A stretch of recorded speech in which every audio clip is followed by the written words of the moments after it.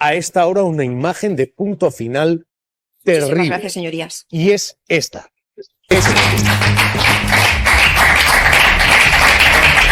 La de Partido Popular y Vox negándose a aplaudir a las 229 víctimas que hoy han llorado y que hoy han protagonizado esta escena.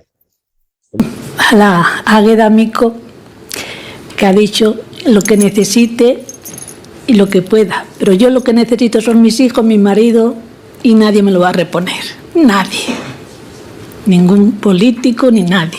Y sé la voluntad, pero nadie se puede poner en mi lugar, nada más que las víctimas que hemos perdido, las familias, que sabemos lo que estamos sufriendo. Y sé que nos apoya todo Valencia y mucha gente. A usted, señor, no sé cómo se llama porque no tengo. Gila. Bueno, le voy a decir una cosa, que lo que haya dicho el señor Rufián, yo no tengo nada que ver. Si ha sido voluntad de él, no tiene por qué usted decirme a mí las cosas que ha dicho él. Si usted está arrepentido y todo, pues eso se lo diga a él, pero lo que haya dicho el señor Rufián, pues yo qué quiero que les diga. Yo la política no la entiendo, ni lo entiendo a ustedes. ¿Qué más? Y usted me está diciendo de terreno y del barranco de pollo, si yo no sabía ni que existía el barranco de pollo.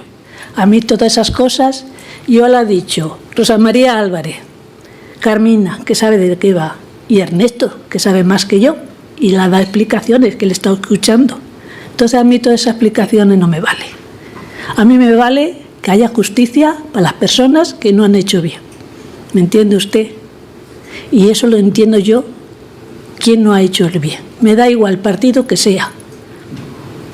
Las personas que no han hecho bien, si ese del PSOE, como si quiere ese de otro partido, porque yo de partido, de política, no sé nada.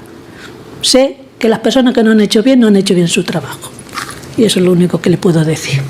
Diputado Gil Lázaro, con los brazos cruzados. Muchas gracias, presidenta. Dolores, yo sinceramente no sé qué decirle. No tengo nada, casi nunca tengo nada escrito, e intento siempre escuchar a la gente y intentar ser lo más normal posible frente a un micro. A mí lo único que me sale ahora mismo es, no sé, sinceramente, insultar a los responsables. Pero claro, daría muchas excusas. Y si usted no lo ha hecho, pues yo tengo menos derecho aún, ¿no? Una matización. La política no es para los que estudian. La política es para los decentes, sobre todo. Y si hubiera más gente decente, y me da igual las siglas, me da igual la bandera, me da igual la lengua, me da igual el apellido, me da igual el barrio, el código postal, la historia, decencia. Decencia. Usted es la cuarta persona que pasa por aquí hoy y es la cuarta persona que señala con nombres y apellidos a los responsables. Y aquí aún habrá dos partidos, sobre todo uno de ellos, que hoy seguramente acabarán siendo dos, los dos, PP y Vox, que intentarán meterle a esto, perdóneme, tanta mierda para que la gente no distinga, para que la gente no sepa, cuando es muy sencillo echarle un poco de humanidad y decencia a esto y decir, señora Dolores, perdóneme, yo lo vuelvo a decir, perdóneme simplemente porque usted se salvó, porque bueno, por la casualidad que se agarró a una ventana, pero sus hijos y su marido pues no hubo tanta suerte, y porque el tipo que tenía que dar la orden para que su marido y sus hijos supieran que iba a bajar el agua que bajó, pues estaba tomándose pacharanes en el ventorro. Y estoy siendo muy generoso, porque quizá ni siquiera estaba haciendo eso, estaba haciendo cosas un poco más, pues no sé, es que da igual, ¿no? Su familia a las 6 de la tarde ya no estaba. A las 6 de la tarde, Carlos Mazón, ¿dónde estaba? Y eso, le puedo asegurar, y mi compromiso es ese, que por muchos artículos editoriales, tertulianos, lo que digan aquí esta gente, eso no habrá Dios que lo oculte. Jamás. Jamás. Y yo lo que le pido al PP y a Vox es que, por favor, haciendo un ejercicio de inocencia, porque llevo demasiado tiempo aquí para saber que no va a pasar, pero que por favor, por una vez, no empecemos aquí con el rollo de rifirrafes, es que esto es partidista, es que esto es politiqueo, porque es muy claro. Yo he estado aquí en un montón de comisiones de investigación y se podía hacer ver que no había pasado lo que había pasado porque, bueno, en fin, porque esto es clarísimo, son lentejas. Unas competencias de un gobierno y un presidente que estaba comiendo en un reservado y que no dio la orden para avisar a su gente de que si no se iba a donde estaba o que se quedara en sus trabajos o en los áticos, se iba a morir. Ya está, es que ya está. Republicano, el señor Rufián. Muchas gracias, presidenta. Buenas tardes, señora Pagán. Buenas tardes, señora Maite. Como siempre, pues agradecerle el testimonio. Usted es la quinta persona que pasa por aquí hoy. Tendremos toda la semana testimonios de víctimas, de familiares de víctimas. Usted es la persona que pasa por aquí, la última persona del día de hoy, la persona con más pérdidas. Estamos hablando de su hermana, de su sobrino y de su cuñado. Usted es la quinta persona que señala también claramente el hecho de que no estamos hablando de un accidente, no estamos hablando de un castigo divino, no estamos hablando de una plaga bíblica, no estamos hablando de algo inevitable. Su sobrino a las 4:30 de la tarde estaba en el colegio porque unos inútiles no fueron capaces de avisar a su pueblo, ¿no?, de que eso no podía pasar. Entonces, usted no puede disfrutar de su familia por una responsabilidad directa de unos señores y unas señoras. Ya está. Y yo llevo diciendo todo el día exactamente lo mismo. Que esta gente no sea capaz. Es que usted es la quinta persona aquí que no se lleva ni un aplauso de esta gente. Y porque es una orden de partido, ¿eh? Yo le digo, le explico, tampoco hace falta ser muy espabilado. Esta gente tiene, el Partido Popular tiene dos órdenes hoy: perfil bajo y dos, no aplaudir. Porque quizá ustedes dicen algo que, claro, si salen luego aplaudiendo es como que les dan la razón. Ese algo es la verdad. Es la verdad. Y eso lo está haciendo un partido, Vox, repito, por descontado, evidentemente. Vox es Vox y le va bien siendo Vox. Pero estamos hablando de un partido que aspira a gobernar este país, que ha gobernado este país y que representa a millones de personas en este país. Personas que yo estoy absolutamente convencido que saben perfectamente que Mazón es no hace falta seguir. Pero que durante un año ha tenido unos cómplices que le han permitido seguir en su puesto. Y le puedo asegurar que han intentado que colara. Yo le puedo asegurar que el presidente, el señor Mazón, no sigue presidiendo la comunidad autónoma o el País Valencià, o que no aspira a la reelección, porque tienen encuestas que dicen que el señor Feijóo, si no, se va al carajo. Ya está, ¿eh? No es una cuestión de decencia. Y es muy chungo de decir, ¿eh? Porque, repito, estamos hablando de un partido de gobierno. Si en Japón sabían lo que iba a pasar, no hay justificación alguna, por muy buenas palabras que ahora el portavoz del Partido Popular, con un tono hermosísimo, maravilloso, se lo puedo asegurar, va a hacer una intervención increíble, donde le va a decir que la acompaña y que la lleva de la mano y que va a estar... Pero son los mismos que han mantenido a Mazón hasta antes de ayer en su puesto. Y que no hubieran dicho absolutamente nada, al revés. Y lo que queda, ¿eh? Yo siento ser un agorero, les queda un largo camino de infamias, calumnias y guerra sucia. Si no, llamen a Pilar Manjón y sabrán lo que es el tratamiento del Partido Popular para con las víctimas en este país por culpa de su gestión. Porque sí, todo es política. Y no es lo mismo votar a un partido que votar a otro. Esto es así. Ya está. Entonces, nada, dicho esto, pues sí que pedirle, por favor, que sigan con esa determinación que hemos visto hoy, con esta valentía, con esta contundencia. No escondan a sus familiares. Les van a decir que están teledirigidos. Yo lo he escuchado ahí fuera, ¿eh? Se lo digo porque lo he escuchado. Hoy, que están teledirigidos, que nosotros, que les hemos mandado un WhatsApp diciendo que enseñen a sus familiares. Ahí llega la miseria moral de esta gente, ¿eh? Ya. Lo van a leer, ¿eh? Y lo van a escuchar. Hoy no. Hoy se están cortando. Pero lo van a decir. Porque lo han dicho antes. Y sobre todo, y esto es lo peor, porque les funciona.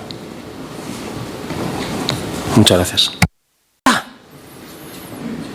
Entonces, para salvar un poco los muebles, por favor, sobre todo me dirijo al Partido Popular, porque esto a Vox le va bien. Estas salvajadas a Vox le van bien. Las intervenciones del señor Gil Lázaro le va bien a Vox. Pero a ustedes, señores del Partido Popular, les puedo asegurar que no les va bien. Y lo saben perfectamente. Por favor, pidan perdón. Pidan perdón. Que tienen aquí a una mujer que no tiene familia. Y se pudo evitar. No miren sus móviles, no miren al techo, no miren al suelo. Miren la cara y pídanle perdón, por favor. Ya no apelo a los salvajes de la otra derecha. Apelo a un partido de derechas que debería ser decente, democrático, conservador, centrista, con unos valores humanistas. Y que, por favor, ya basta. Lo han mantenido un año a este tío. Bueno, ya está. Estoy de acuerdo con usted. No tiene perdón de Dios. Micrófono ahora mismo y cuando a usted le parezca bien, Bueno, pues empezamos. buenas tardes, presidenta, y buenas tardes, diputadas y diputados. Yo, en este caso, me siento abrumada, pero vengo por defender a mi marido y a mis hijos y a todas las familias que hemos perdido nuestros seres queridos. Lo que más se quiere en este mundo lo hemos perdido. ¿Y de qué manera? Tan horrorosa, tan espantosa. Sobre todo yo, lo que yo viví. Lo que yo viví fue un infierno. A nadie se lo doy pasar. A nadie se lo voy a dar pasar. El sufrimiento que yo viví el día 29 de octubre. Eso jamás se me va a olvidar, nada más que cuando me muera. Esa es la palabra. Y nada más que estoy por ello, para que se haga justicia. Por mis hijos y mi marido, que es lo mejor que tenía en el mundo, el mayor tesoro. Lo demás son tonterías. Lo demás son tonterías. La familia está por encima de todo. De todo. De política y de todo. En la familia. Yo, el día 27 de octubre, porque soy muy familiar, tuve una comida en el campo que vivía en Chiva y tenía toda la familia porque el lunes, día 28, era mi cumpleaños. El día 28 de octubre. Y hice una comida en el campo para mis hijos, mi madre, mi cuñada, mi hermano, mi nieto de 7 añitos. Y estaba más feliz del mundo. Soy una persona la más feliz del mundo con mi familia. ¿Quién iba a pensar que a mí el martes me iban a arrebatar mi familia? ¿Quién lo iba a pensar, Dios mío? Bueno, y el domingo pues estuvimos allí todos comiendo, que lo tengo aquí fotografiado, la familia. El lunes, un día normal, pero el martes, día 29, estuvo lloviendo allí en Chiva. Por la mañana bastante, pero otra vez también ha llovido y no había pasado nunca nada. Ha llovido mucho y como mi hermana vivía al lado, que también tiene casa, pues vamos, pero ya por la tarde, serían las 4:30, mi hijo pequeño, que se llama Javier, con 42 años, se salió de casa para ver cómo iba el río que pasaba por allí y ha dado una vuelta. Y mi hijo mayor, Jesús Andrés, con 46 años, mi marido, con 74 años, se llama Meterio, y yo estábamos adentro de casa, y los perros. Y entró mi hijo pequeño, nervioso, perdido. Mamá, vámonos de aquí, que baja mucha agua y no se ve por dónde, porque baja tantísima agua. Y yo pues no lo creía porque no llovía. Digo, ¿qué estás diciendo, Javier? Y dice, sí, mamá, vámonos de aquí, que baja mucha agua, pero ya.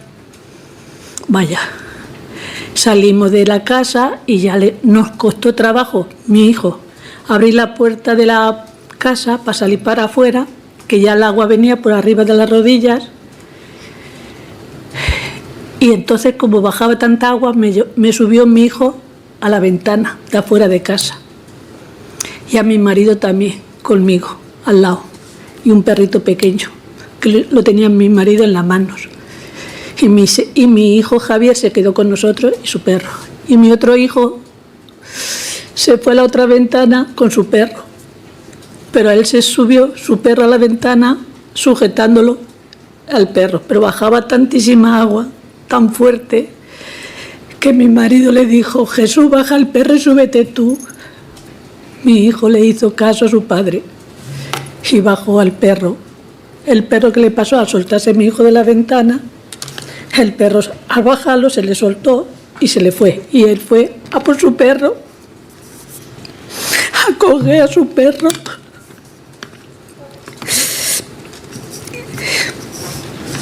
Y mi otro hijo detrás de él a ayudar a su hermano.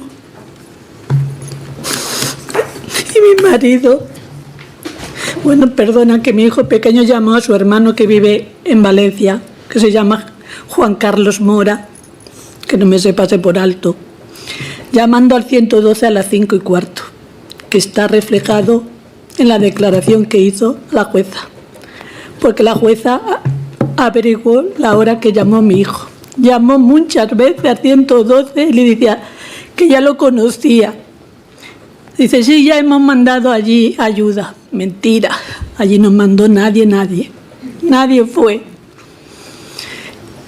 Y ya cuando le dijo eso mi pequeño, se lo llevó al agua y mi marido detrás de ellos. Y esto era las 6 de la tarde, cuando se habían ido los tres, y los 3 perros. Las 6 de la tarde, que era de día. Y yo no daba crédito a lo que me había pasado. Esto no se puede ver cómo te llevan tus hijos, tu marido. No hay nombre. Con lo que duelen los hijos y el marido. Un hombre más bueno. 53 años viviendo con él. Personas más buenas, más trabajadoras, no hay otro. Se han ido. No lo cambio mi familia por nada del mundo y por eso estoy luchando por ellos. Se lo prometí que iba a pelear por mis hijos, por mi marido, mientras que tuviera fuerza. Y así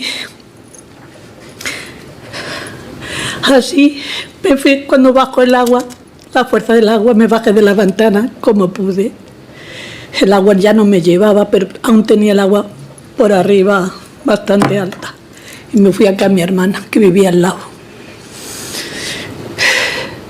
Y no sé qué hora era. Sé que era de noche, allí mojada por todos los sitios, temblando. No podía hablar, no podía decir nada. Y mi cuñado y mi hermana, cuando me vieron llegar a su casa, que no podía ni subirme de tanta broza que había allí, también en su casa, me tuvo que dar una pastilla, porque yo estaba para haberme ido a un hospital, pero no podíamos salir, ni podíamos nada. Y de buena mañana al día siguiente fuimos mi hermana y yo y mi otro hermano, que vive también allí en el campo, a buscarlo. A buscarlo. Y no lo vimos, porque estaba todo encharcado de barro, no se podía pasar. Pero yo pensando que si tuvieran algún árbol o algo. Y no lo vimos. Y así, 2 días. Y menos mal que un vecino, que yo no lo conocía, pero un vecino que tenía una casa por allí, bajaba a ver lo que me había pasado. Y ese vecino fue cuando vio a la Guardia Civil en la gasolinera que hay allí cerca y le dijo a la Guardia Civil lo que yo había perdido. Y entonces fue cuando la Guardia Civil dio parte a donde fuera. Mi hijo, que vivía en Valencia, Juan Carlos, fue a dar la desaparición de mis hijos, de mi marido, el parte. Y ya me fui a Chiribella, que tenía el piso de cuando me casé. Y yo en el campo ya no me quedé.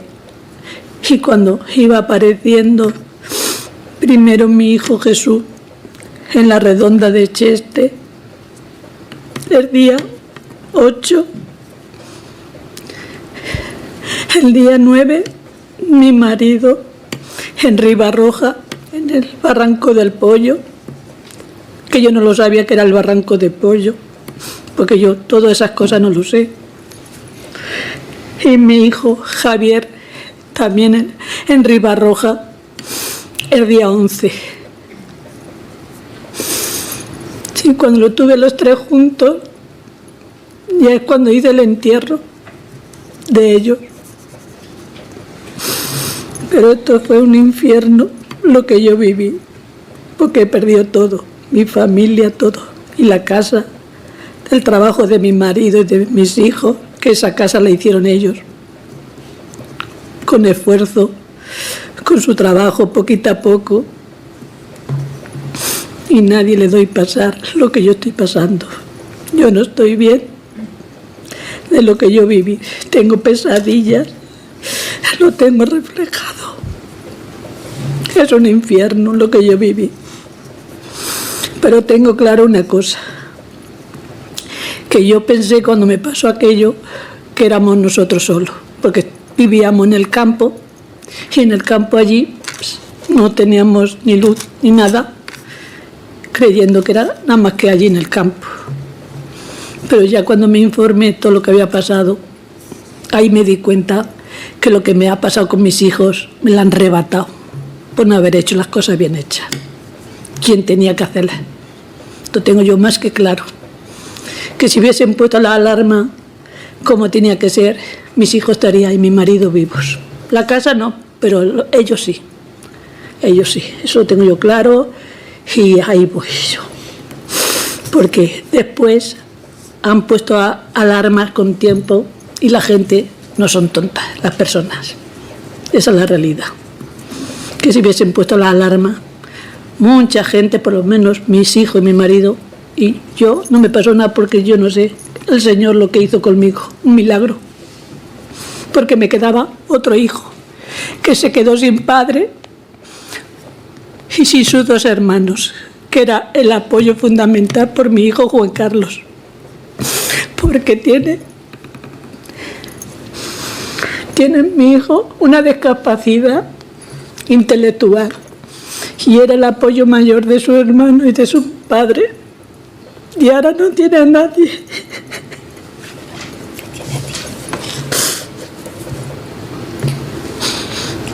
Y ahora no tiene a nadie, que era el apoyo fundamental a sus hermanos y mi marido para mi hijo, y lo está pasando muy mal.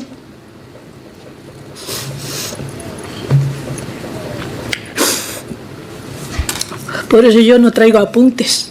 Los apuntes ya lo han dicho Carmina, Rosa María, que sabe, y Ernesto, que sabe dar explicaciones, y sabe de todo. Pero yo las explicaciones, las mías, son mi vida y mi familia.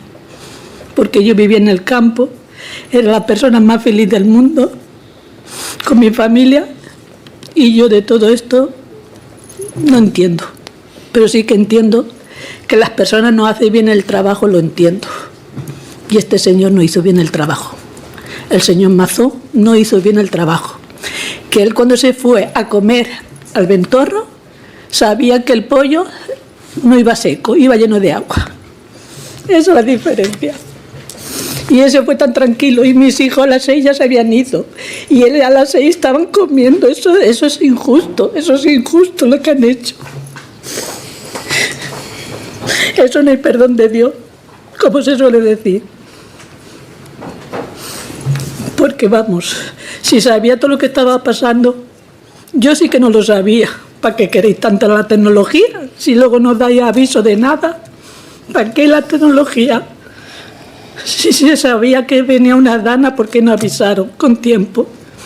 Para eso están los teléfonos. Mira cómo después sí que ha valido los teléfonos y todo, que han habido 2 alarmas. Y ese día no hubo alarma ninguna, a las 8 y pico. Esto es para morirse. Yo no sé cómo el Señor me ha dejado viva, pero estoy muerta por dentro. Porque yo sin mi familia no vivo. No vivo, sin mi familia no vivo. Y el que sea padre lo entenderá. Él sabe lo que se quiere a los hijos. Y ver cómo te se va. Mi Jesús, mi Javi, con un niño que no va a poder verlo crecer.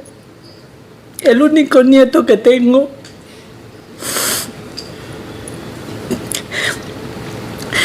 Por eso digo que yo no necesito papeles para explicarle a la gente la pena que tengo adentro de mi alma. Y la política para lo que estudia, yo no he estudiado nada, pero sí que entiendo que mi familia está por encima de todos. Por encima de todos voy a pelear por ellos. Y que paguen las personas que no han hecho bien el trabajo.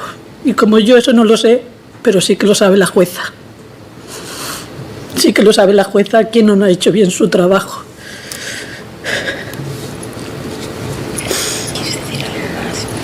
Yo ya le he dicho todo el sufrimiento que tengo y la vida que... Y ese mazón que decía que recibía a la familia, eso es una mentira. Porque yo el día de la catedral, que fui cuando hicieron la misa en la catedral, la primera persona que yo me dirigí fue a él. Y no se acuerda de mí, porque no se preocupa ni de llamarme. Y fui directamente a él, a Mazón, en la catedral. Sí, y luego fue el rey cuando me saludó allí, después. Y en el funeral en Valencia me iba a dirigir a él, pero ya se había ido, porque Pilar me lo dijo. Se lo digo porque yo, la persona que no hizo bien el trabajo, sé quién es. El presidente de la Comunidad Valenciana, que no estaba en su puesto.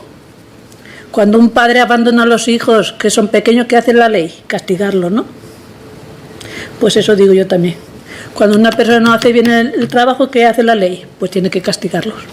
Y yo de política no entiendo, pero sí hay algunas cosas que cuando son padres que dejan a sus hijos abandonados y son pequeños, pues la ley le echa mano y lo castiga. Pues ahora aquí son personas adultas y encima con estudios y saber. Pero yo cada vez que salía este señor en la televisión me ponía enferma más todavía. Mi herida me la abría más.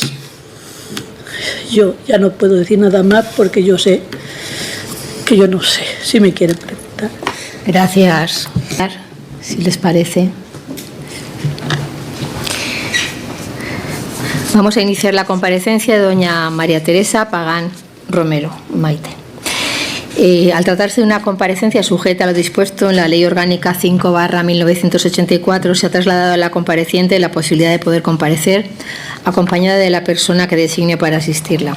Asimismo, esta presidencia manifiesta expresamente su voluntad de salvaguardar los derechos de la compareciente, reconocidos en el artículo 1.2 de la citada Ley Orgánica. Le recuerda igualmente la obligación contenida en el artículo 502.3 del Código Penal de no faltar a la verdad en su testimonio.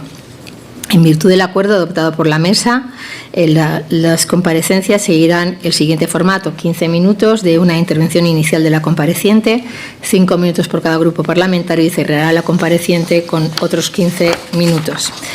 Le recuerdo que el objeto de la comisión, tal y como se aprobó en el acuerdo del Pleno de la Cámara del 13 de marzo de 2025, es el expresado en el requerimiento de su comparecencia. Así que, sin más dilación, doña María Teresa tiene la palabra. Le voy a dar... Aquí verá usted el tiempo, pero no se preocupe, ¿vale? Cuando quiera. Buenas tardes, señora presidenta, señoras y señores. Me llamo Maite y estoy aquí para contarles una parte de mi vida que jamás pensé tener que relatar. El día 29 de octubre perdí a mi hermana de 43 años, a mi sobrino de 4 y a mi cuñado de 45. El día 29 por la mañana, mi hermana, como cualquier día, llevó a su hijo al colegio. Estaba lloviendo como otro día cualquiera, pero nadie los alertó de todo lo que podía venir. Nosotros tenemos unos dirigentes que tienen que servir para proteger la población y alertarnos ante una situación de emergencia. Bueno, ahora sí voy a contarles cómo fue ese fatídico día. El día 29 de octubre, mi hermana llevó a mi sobrino de 4 años al colegio de Aldaya, que se llama Mariano Serra. Cuando volvió a casa de dejar a Neizan, llegó empapada. Así me lo contaba mi sobrina de 22 años, que la vio llegar, que ella, gracias a Dios, sí está viva. Mi hermana y su pareja, por la tarde, salieron en busca de su hijo a las 4:30 y ya nunca más volvieron. La verdad, yo el día 29 no pensé que la desgracia nos había tocado, porque en Bétera no llovía. El día 30 vuelvo a llamar al móvil de mi hermana y el móvil seguía apagado. Entonces comienzo a llamar a mi sobrina y también tenía el móvil apagado. Sigo haciendo llamadas. Llamo a mi primo, que su hermana vive no muy lejos de la mía, en Montserrat. Y él me dice que su hermana está sin luz, sin agua, sin nada. Entonces yo me quedo algo más tranquila. Pasan las horas y mi hermana sigue sin contestar, sin encender el móvil, sin nada. Horas desesperantes. El día 30 mi sobrina consigue un poco de cobertura y entonces me puede llamar. Me llama y me dice: tía, la mamá, el Tete y Jorge no han vuelto a casa desde ayer. Entonces me marcho a denunciar en Bétera a la Guardia Civil. También me marcho a Valencia a denunciar la desaparición de los 3, a buscarlos en todos los lugares que se habían habilitado, incrédula de mí, pensando que los encontraría allí en lugares que los mismos valencianos habilitaron para ayudarnos. Pero ellos allí no estaban, allí solo había alimentos. Allí se me rompió un poco más el alma. Allí perdí un poco más la esperanza.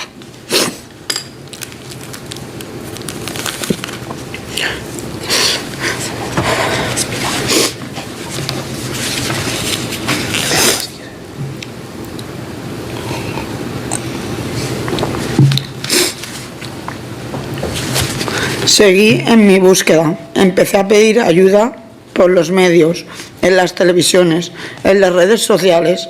Nadie los buscaba.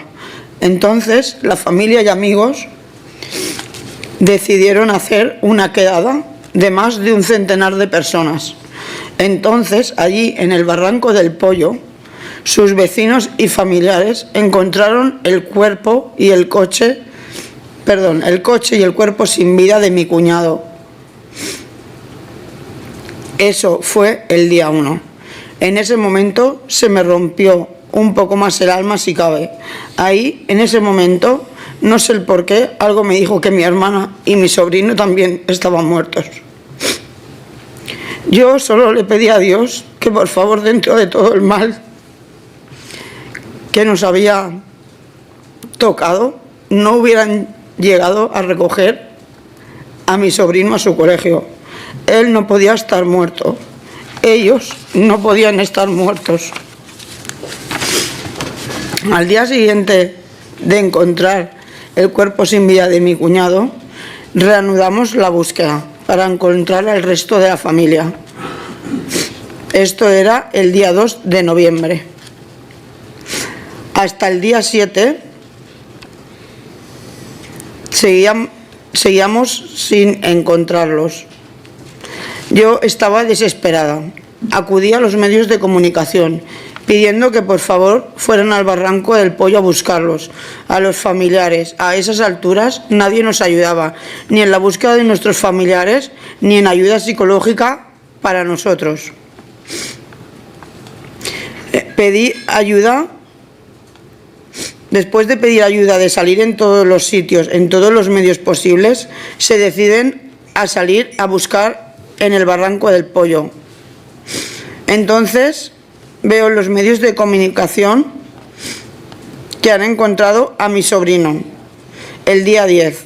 Me pongo a llamar y la verdad no me preguntéis los números porque ahora no sé de dónde los conseguí, pero era donde estaban los que decían si eran o no eran los familiares. O sea, el teléfono era de los que decían si eran o no eran tus familiares. Ellos me niegan que era él. Me decían que era una niña. No era mi pequeño sobrino, pero no sé por qué, algo me decía que era él. Al día siguiente,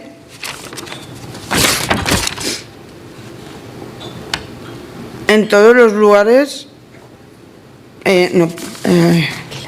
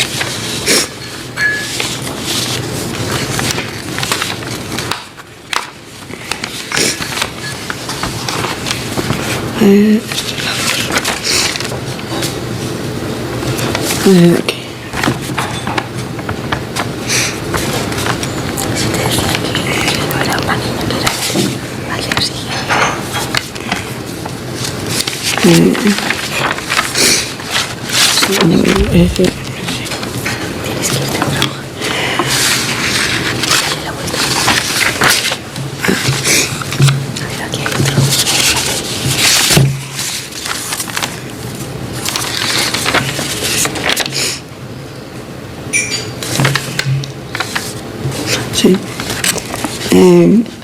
Al día siguiente más de lo mismo. Por los medios anunciaban que había aparecido la madre de la familia, que en el día de antes habían encontrado un pequeño cuerpo sin vida de un niño. Entonces, en ese momento, mi tiempo se detuvo. Mi alma murió un poco más. Supe que eran ellos. Llamé a ese teléfono que el día de antes me lo había negado y otra persona diferente me atendió la llamada y me dio esa fatídica noticia. Me hizo unas preguntas con las que me confirmó que sí era mi hermana y el niño de la noche anterior era mi precioso niño pequeño Nathan. Cada día desde entonces aprendemos a vivir con dos ausencias que pesan y duelen. Nada nos prepara para una pérdida así. No hay palabras que alivien, no hay tiempo que cure, pero sí hay algo que puedo transformar en dolor. Es lo que hemos vivido sea contado y sea escuchado y sirva para evitar que otras familias vuelvan a atravesar lo mismo. Por eso estoy aquí. Mi intención es que esta comisión sepa que detrás de cada cifra, detrás de cada expediente, hay vidas reales, hay vidas destruidas, familias rotas, familias que necesitan apoyo, acomodamiento y sensibilidad institucional. Mi hermana Raquel y mi sobrino Nathan murieron en una tragedia que nunca habríamos imaginado. No solo perdimos a dos personas maravillosas, perdimos una risa en la casa, perdimos abrazos, perdimos planes de futuro. Ese día no solo se rompió una familia, se rompió nuestra alma. Desde entonces, cada día es una batalla silenciosa. Los que hemos sufrido una pérdida así, sentimos que caminamos por el mundo como si estuviéramos dentro de un ruido constante, que nadie escucha. Nos encontramos con trámites, papeles silenciosos y a veces puertas cerradas. Estoy aquí para pedir que los que vivimos no se quede en el olvido, que las instituciones vean a las personas detrás de los expedientes y que ninguna otra familia tenga que pasar por lo que hemos pasado nosotros. Yo solo les pido que nos escuchen, que escuchen a mi hermana aunque ya no pueda hablar, que escuchen a mi sobrino aunque su voz ya no esté. Hablar de ellos duele, pero callarlo me destruye. Gracias por su tiempo, por su respeto y por su escucha. Gracias por permitir que mi hermana y mi sobrino estén hoy aquí conmigo de alguna forma a través de mis palabras.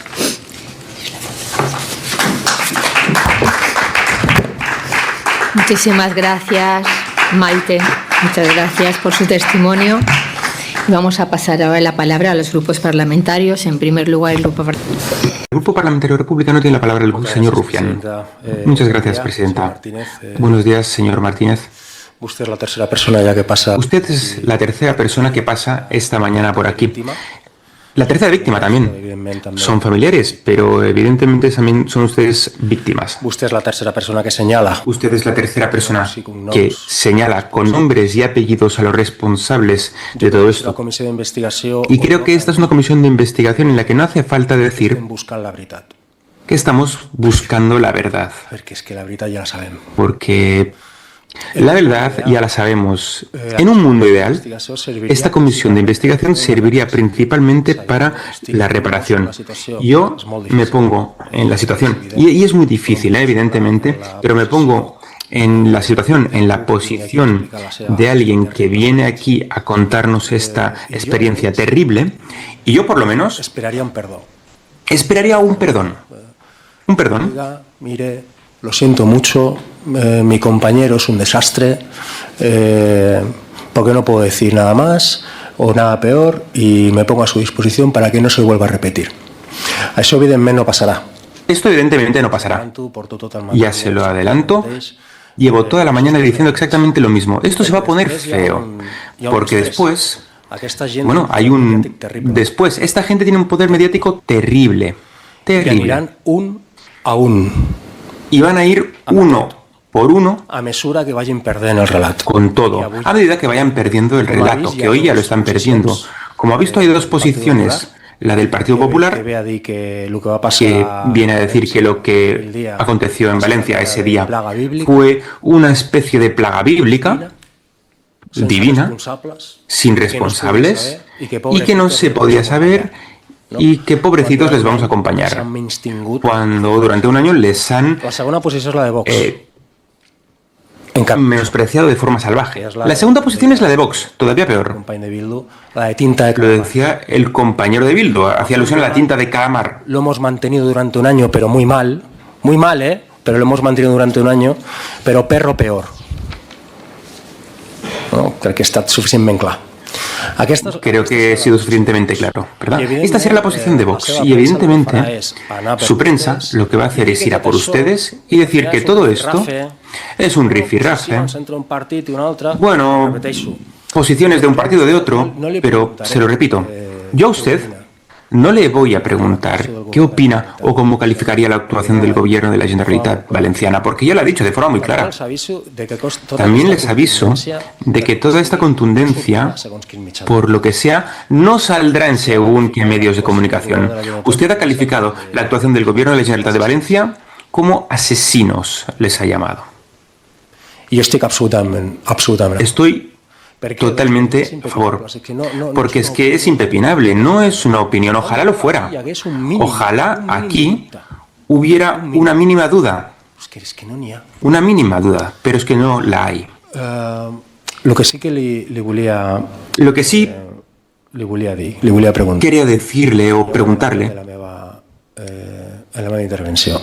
que ya lo he adelantado en mi intervención, es: ¿a usted le gustaría que aquí los representantes del PP y de Vox, más allá de buenas palabras en el primer caso y de, en fin, lo que diga el señor Gil Lázaro ahora, le gustaría que le pidieran perdón?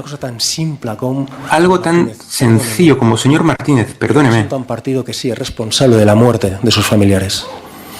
¿Le agradaría? Muchas gracias. Le gustaría. Muchas gracias. Gracias, señor. Tocamos desesperados su puerta, la puerta de la Generalitat, pidiendo ayuda. Ya lo he relatado en la primera intervención. Y se nos derivó a otros organismos dependientes que no nos dieron ni respuesta ni amparo. Cuando la indecencia de las mentiras y los bulos llegaron a las calles con la manipulación de quienes querían esconder la cabeza hasta que todo se olvidara, decidimos que estábamos preparados para salir a la calle, a los medios y a comenzar la lucha, a alzar la voz por los que ya no pueden alzarla. Un año después seguimos sin poder cerrar el duelo, porque los máximos responsables continúan liderando una comunidad que abandonaron a su suerte, dejándola ahogarse en barro y en olvido. Sí digo que continúan, porque aunque el nada honorable ya haya dimitido, llega un año tarde y deja tras de sí un rastro de incompetentes cómplices de esta barbarie. A la consellera de Servicios Sociales, de Igualdad y Vivienda, responsable de las residencias, de los centros de día y de la teleasistencia. Jope, si necesitáis algo, decirlo. Al conseller de Educación, que dijo que tenía derecho a irse con su familia cuando otros nos estábamos quedando sin parte de las nuestras y algunas sin su familia entera.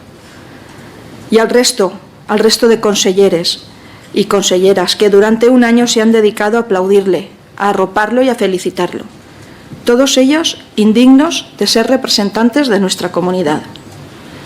No ha sido él el que ha dimitido, no ha sido su jefe de partido el que lo ha echado. Lo hemos echado el mismo pueblo que lo eligió.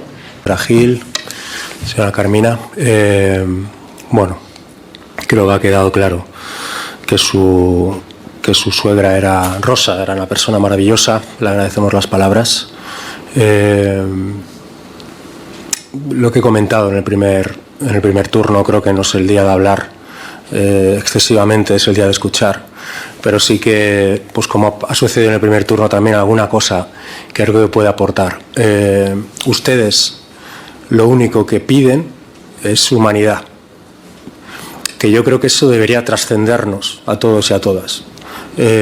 Yo le prometo a todo el mundo que está aquí y que nos está viendo que a mí me da exactamente igual que el responsable o que la gestión de todo esto haya recaído en el Partido Popular y en el Govern de la Generalitat Valenciana presidida por el Partido Popular, concretamente en el señor Mazón.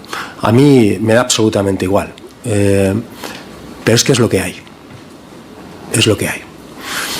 Y le digo lo mismo que le he dicho a la primera compareciente: esto se va a poner feo, se va a poner feo. Hoy es un día en el que el Partido Popular y Vox están manteniendo las formas, pero mi experiencia es que a la que vayan perdiendo el relato se va a poner feo. Hoy ya están dando o dejando entrever alguna cosa. Por ejemplo, ni siquiera les aplauden. No aplauden sus palabras. Bastante incompatible con esa petición de humanidad, ¿no?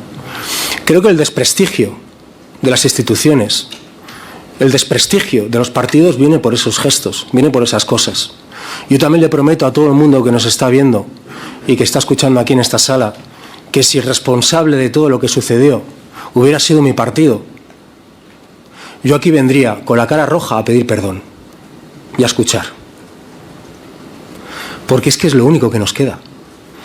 Es más, el señor Mazón lo que hizo aquel día fue, vamos, una salvajada, por intereses que todo el mundo puede llegar allá a sospechar, se quedó donde se quedó. Y es importante, incluso se viene a decir hoy en día, pero ¿qué más da? ¿Qué más da? Que estuviera 2 o 3 horas en un restaurante, ¿no? ¿Qué más da? Hombre, pues la alarma se sonó a la hora que sonó, cuando la gente ya estaba ahogada, precisamente porque este tipo se quedó donde se quedó, ¿no? Pero creo que es importante que aquí se diga lo que usted ha dicho. Recalcar que las competencias, quien tenía la responsabilidad aquel día fue y era este señor y ese gobierno, que demostró de forma salvaje su incompetencia. Pero es que es aún peor lo que sucedió después. Y es que durante un año estos incompetentes han tenido cómplices. Gente que les ha aplaudido en actos y les ha dicho lo bien que lo hacían. Y hasta que no han tenido números, se lo puedo asegurar, este señor al final no ha dimitido, lo han echado. Lo ha echado a la gente en la calle. Pero sobre todo es porque el presidente de su partido, le puedo asegurar que en Génova ha recibido una encuesta y le ha dicho o lo echas o te vas tú. Porque así no vas a ser presidente del gobierno. Porque este tío cada vez que sigue un día más te desgasta. Por eso este tipo al final le han obligado a dimitir. Ya está. Así que a mí que hoy el Partido Popular y Vox ni siquiera les aplaudan a ustedes, a mí de verdad, creo que yo les pido una reflexión. Porque no les hace menos patriotas. Ni les hace menos del PP, ni menos de derechas, ni menos de Vox, ni menos de ultraderecha aplaudir aquí a las víctimas. De verdad.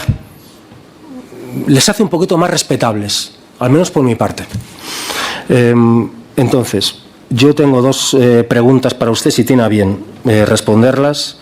La pregunta es, ¿qué le diría a aquellos que durante un año han mantenido al responsable directo de las muertes de todas esas personas aquel día, Carlos Mazón? Y dos, ¿cómo calificaría la actuación desde ese día hasta el día de hoy del Govern de la Generalitat? Muchas gracias. Gracias. Teniendo el artículo 502.3 del Código Penal de no faltar a la verdad en su testimonio. En virtud del acuerdo adoptado por la mesa de la comisión en su reunión del día 21 de octubre, las comparecencias saben que siguen el formato de 15 minutos que inicia en este caso el compareciente, después 5 minutos por cada grupo parlamentario, cerrará el compareciente con otro turno de 15 minutos. Pues cuando usted quiera tiene la palabra. Hola, buenos días. Muchas gracias por... Perdone. Le tengo que recordar, me ha hecho la puntualización el letrado, que el objeto de la comisión, tal y como se aprobó en el acuerdo del Pleno de la Cámara de 13 de marzo, es el expresado en su requerimiento de comparecencia. Disculpe y puede iniciar su intervención. Gracias. Vale, muchas gracias por darnos la oportunidad, tanto a la mesa como a todos ustedes por estar aquí. Gracias a todos. Yo hoy vengo en dos formatos. Uno como familiar y otro como técnico de prevención, que soy de formación. Como familiar de Elvira Benita Martínez Alfaro, que 12 días después del 29 de octubre la encontraron en un terreno a varios kilómetros de donde se lo llevó una ola, que todavía, y soy tío de Elizabeth Gil Martínez, todavía desaparecida a día de hoy. Son el tío de las dos víctimas que quedan, una de ellas. Yo voy a ser breve, no tengo mucho que contar, simplemente decir que aquel día no tenían por qué morir 229 personas si se hubiera hecho en tiempo y forma lo que se tenía que hacer. Y como técnico sé cómo se actúa un protocolo. Un protocolo, si se activa en tiempo y forma, funciona. De hecho, 6 años antes se activó. Da igual quién lo hiciera, pero funcionó. Y es el mismo protocolo, sin cambiar una coma. Con lo cual, quiere decir que los protocolos funcionan. Lo que no funcionan son las personas. Aquí lo que falló es la persona. Si tú te subes a un avión y el piloto se tira en paracaídas y deja el avión a su libre albedrío, lo más fácil es que 229 personas que iban en el avión se estrellen y mueran, que es lo que pasó. Él abandonó el avión y se fue a otra cosa. Yo ya no sé, y de verdad es que ya me importa muy poco dónde estuvo. Lo que sí que sé es dónde no estuvo, y es al frente de una emergencia. Y creo que hay legislación suficiente que demuestra quién es la competencia, que parece que un año después hay gente que no entiende lo que son las competencias de las comunidades. Hay competencias que están derivadas a las comunidades, y una de las competencias es las emergencias, como la sanidad, la educación. Pero la emergencia es competencia de las comunidades, y el primero y único responsable de esas competencias es el presidente de cada comunidad. No sé si queda meridianamente claro. Yo creo que sí. ¿Vale? Entonces, si después de todo esto, después de un año diciendo más de lo mismo, todavía no queda claro, pues vamos a ver si nos aclaramos. Las competencias no son del Gobierno central, y si él quería quitarse esta patata caliente, solo tenía que haber hecho una cosa: aplicar el nivel 3, que además luego lo hizo cuando el apagón. Pues sí que sabe dónde está el botón del nivel 3, porque con el apagón los puso en marcha, ¿no? Él y 8 comunidades más. Qué casualidad, todas del PP. No sé si va en el ADN o es otra cosa, pero bueno, da la casualidad. Pongámoslo ahí. Ahora hablo como hermano y como tío de Elizabeth. Mi hermana, para mí, no era una hermana. Yo soy el mayor de 7 hermanos, pongamos el énfasis ahí. Ella era la segunda, aunque ella empezó a andar antes que yo. Yo tengo la polio desde los 6 meses. O sea, yo soy una víctima del franquismo. ¿Os suena los niños de la polio? Pues yo soy uno de los niños de la polio. Cuando había gente que 4 años antes, en mi misma calle, ya tenía la vacuna de la polio, a mí me la negaron. Yo creo que eso también tiene un nombre. ¿Vale? Eso es echarle a perder la vida a una persona, a un niño, con 6 meses, que es cuando me contagié.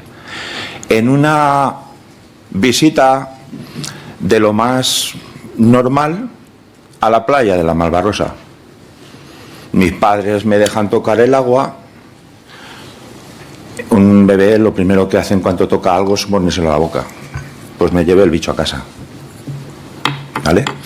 Yo sé lo que es vivir 3 años de mi vida dejando que me rompan la tibia para que se crezca el hueso. ¿Sabéis lo que es eso? Romper el hueso, poner 1 centímetro más para que crezca 1 centímetro de hueso, para que las piernas crezcan por igual. Pues eso lo he vivido yo, en primera persona, no me lo han tenido que contar. En un hospital, 3 años. Yo empecé a andar a los 3 años. Y mi hermana empezó a andar muchísimo antes que yo. Muchísimo, claro. Iba a mi lado cuando yo tampoco sabía ni si iba en bicicleta porque tenía que ir a algún sitio. Mi hermana, por eso decía que esta historia no sé, porque me emociona normalmente cuando la cuento. Antes a Elena se la estaba contando en la sala de espera. Mi hermana un día, yo tendría 7 u 8 años, me ve salir del cole y me ve llorando como una magdalena. No sabía qué me pasaba y no tenía armas para calmarme. Cuando llegamos a casa, mi abuela, como es lógico, como todas las abuelas suelen ser, pues esas personas que tienen la virtud de calmarte, consiguió calmarme. Y cuando me preguntó qué me pasaba, le dije que un niño del cole me había dicho que yo era como una cigüeña, que tenía las patas de cigüeña y que yo no podría nunca aprender a correr. Y mi hermana me dijo: ¿y tú para qué quieres aprender a correr si ya sabes volar? Qué bonito, ¿no? Pues yo no sé lo que le dijo al día siguiente mi hermana a ese energúmeno, porque no sé cómo calificarlo. No sé qué le dijo o qué le amenazó que le iba a cortar o de dónde lo iba a colgar. El caso es que ese cada vez que me veía corría pero en dirección contraria. Me veía y huía. ¿Qué le dijo? Nunca le pude sacar la verdad. No lo sé. Se ha muerto antes de decírmelo. Bueno, se ha muerto, no, la han asesinado. Porque son 227 asesinatos. Y de la mano de un asesino. Y lo seguiremos diciendo porque un asesino, nosotros en las manifestaciones decíamos como primera frase, mazón, dimisión. La segunda era mazón a prisión. Y es lo que esperamos que se continúe. Pero no quedamos ahí. O sea, cuando un equipo pierde un partido, no lo pierde el entrenador, lo pierde todo el equipo. Y aquí, desde el primero hasta el último, han demostrado la inutilidad que han tenido en sus manos. Porque todos, unos por dejación y otros por esperar a que me llame, no han movido un dedo por nadie. Han abandonado a todo un pueblo. Y esto lo que no tiene que hacer es volver a ocurrir. Ni por él ni por nadie. O sea, nuestra pelea es esta, pero no acaba aquí. Nuestra pelea es que no vuelva a ocurrir, pero ni en Valencia ni en ningún lado del mundo. Y estamos en ello. Es nuestra lucha. No vamos a terminar con que ellos estén en prisión. Vamos a seguir luchando y vamos a seguir a donde haga falta. Hemos estado en Bruselas. Han estado en Alemania, viendo lo que pasó hace 4 años, que también es dantesco lo que quedó allí. Y vamos a ir donde haga falta. No nos vamos a cansar hasta que consigamos nuestro propósito. Esta asociación no ha nacido para deshacerse mañana. Aquí hay víctimas que van a seguir siendo víctimas hoy, mañana y dentro de 10 años. Y necesitan nuestro apoyo. Y lo van a seguir teniendo todos los días de nuestras vidas. No nos vamos a cansar. O sea, nos van a tener a su lado. Y esa fuerza la tengo de mi abuela y de mi hermana. Y no tengo nada más que decir. Gracias.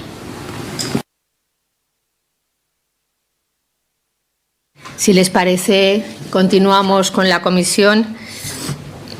Ya saben que la premisa es que tengo que leer cada vez que al tratarse de una comparecencia sujeta a lo dispuesto en la Ley Orgánica 5/1984 se ha trasladado a la compareciente la posibilidad de poder comparecer acompañada de la persona que designe para asistirle.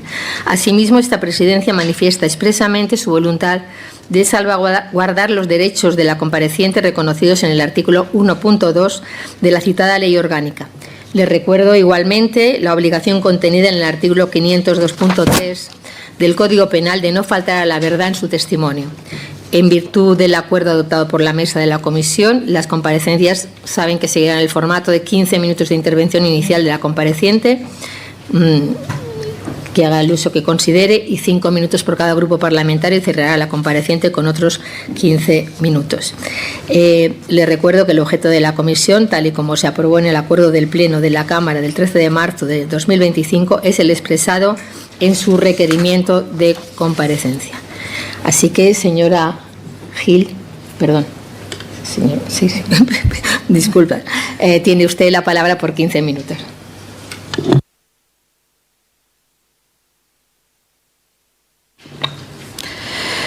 Buenos días, señora presidenta, señoras y señores miembros de la comisión, señoras y señores diputados. Comparezco hoy para exponer con claridad y con la mayor responsabilidad los hechos y las consecuencias derivadas de una nula gestión de la DANA del 29 de octubre del 2024, que afectó gravemente a nuestra comunidad, la Comunidad Valenciana.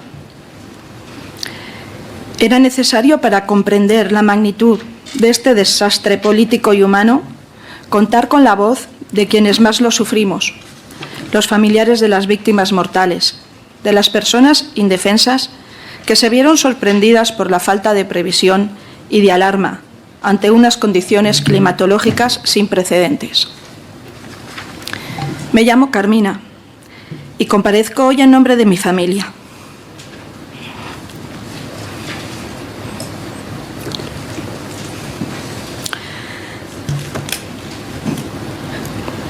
Y de muchas otras que padecieron la pérdida de quienes fueron abandonados a su suerte, mientras las instituciones que debían protegerlos miraban hacia otro lado. Ese fatídico día, hace ahora un año, Rosa, mi suegra, falleció.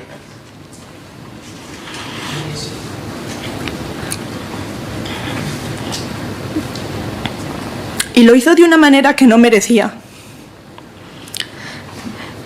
Rosa vivió una vida como cualquiera de su tiempo, con sus momentos felices, otros no tanto, pero siempre salió adelante, con valentía.